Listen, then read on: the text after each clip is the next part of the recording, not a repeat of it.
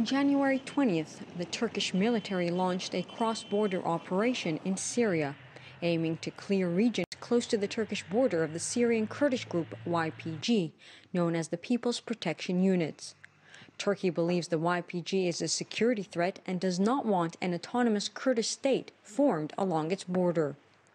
Ankara says the YPG is a terrorist organization due to its affiliation with the PKK, Kurdistan Workers' Party. The U.S., Turkey, and the EU classify the PKK as a terrorist organization. The YPG rejects these claims.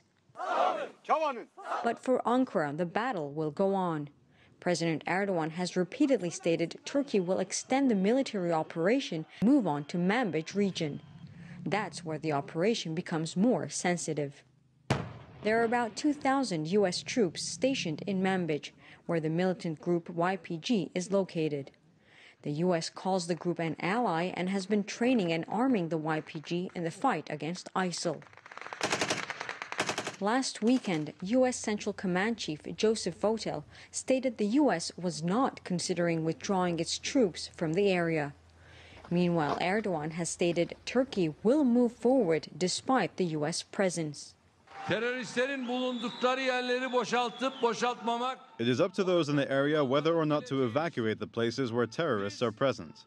As we have openly declared, without playing any games, we will continue to clamp down on terrorists, regardless of by whom they are accompanied.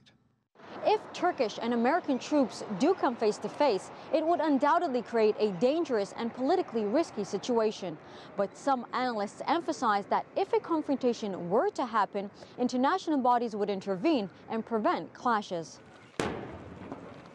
I believe that if such a situation occurred, NATO would interfere and make an effort to find a solution. And in finding a solution, the United States would be forced to take a step back. There may be other solutions.